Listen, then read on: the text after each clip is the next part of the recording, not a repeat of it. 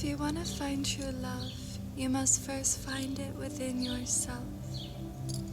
The mastery of self-love is your birthright, and it is not a word to be intimidated from. I feel like there is this intertwined perception of mastery being perfection, but the mastery of self-love is something that is born within you. It is woven within your soul. And so when you seek the external love, it is the universe, it is soul, it is spirit, it is the goddess's way of telling you, you must nurture this energy within. So discovering what it means to fall in love with yourself, there are many conscious tools in order to do this. Write yourself love letters, bring yourself out on dates, spend time in nature alone. Do the shadow work, do the wound work, do the light work as well. Romantic baths, rose quartz, working with love goddesses, whatever it is. One day you will wake up and you will realize, I am in love with myself, I am my own best friend, I am worthy, I am capable, because you know that you are whole. You are not this soul split in half like the ancient mythos. You are born whole.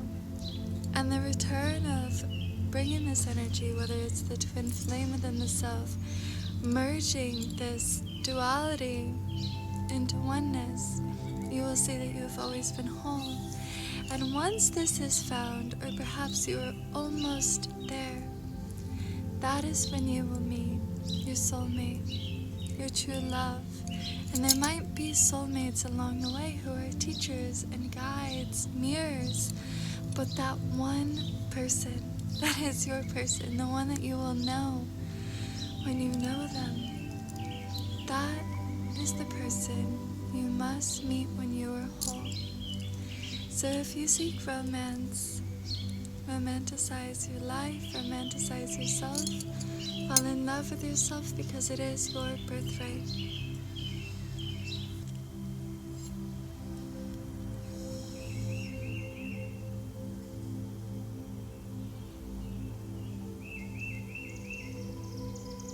You are the embodiment of the divine. There is a stream of consciousness that begins at the soul creation of all of creation, and its energy weaves through all that exists, including you. And when we tap into this consciousness, our souls are liberated into our sight. It is not that our souls are hidden, awaiting to be reborn.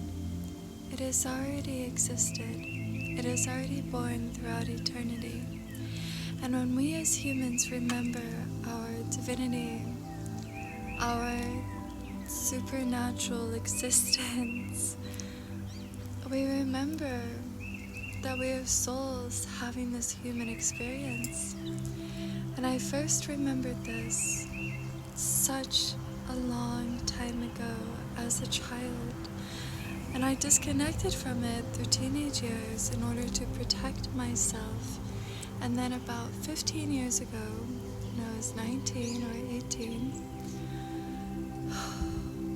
I remembered that I was a soul, that I was a spirit.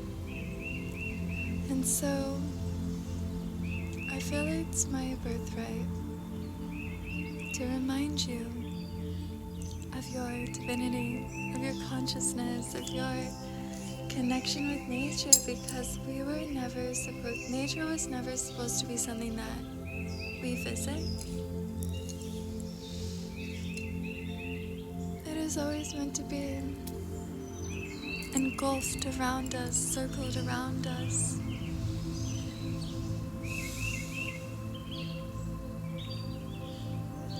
I really believe that to be true.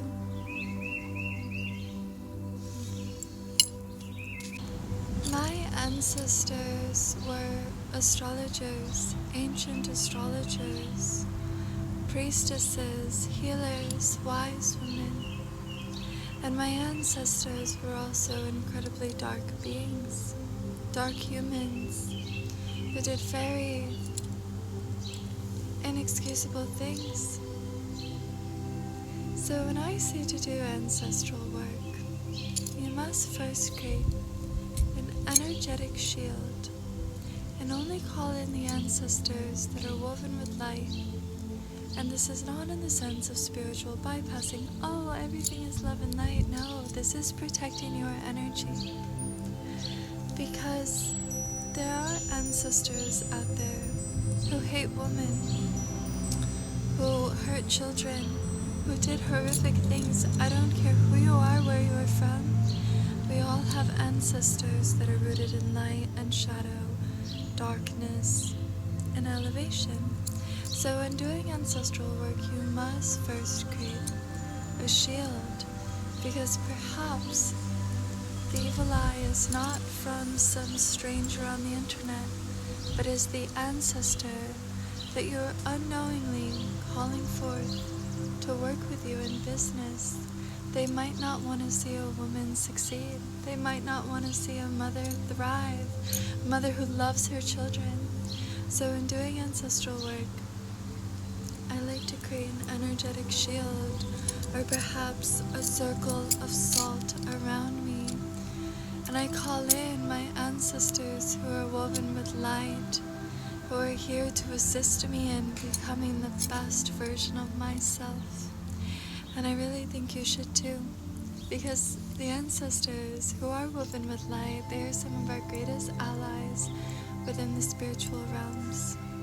But the ancestors who do not want to see us grow, they have a connection with us because of our blood, so we must transmute the cords attached to them.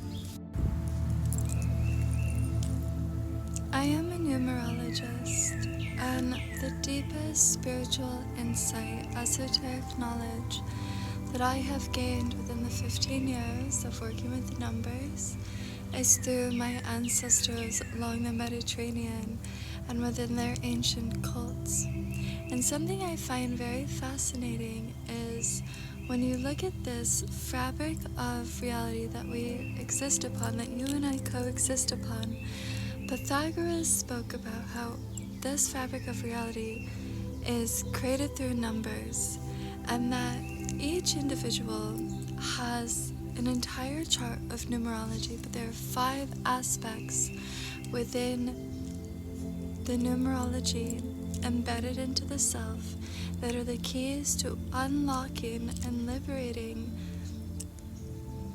weaving your own reality into this lifetime, the secrets of the universe, the ancient mysteries, the veil, the consciousness, the evolution of the self are woven within these numbers.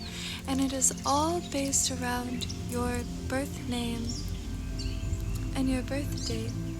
And then knowing the ancient cults' wisdom and knowledge and soul connection with these numbers have profoundly shifted my life. And I am also an astrologer of 15 years. 15 years! And the stars are within the heavens, they're within the higher realms, and their codes stream down upon us as this blanket, this aspect within the self. Not the whole definition of the self, but a part of us. And so its codes come into the fabric of this reality, whereas numerology is the fabric of this reality. So really breaking out of the womb of the matrix. Remember, matrix means womb, so it's coming out of it, it's coming into the light, it's birthing from the darkness of the womb where we are created and merging into this new reality. And numerology is a very conscious tool in unlocking this.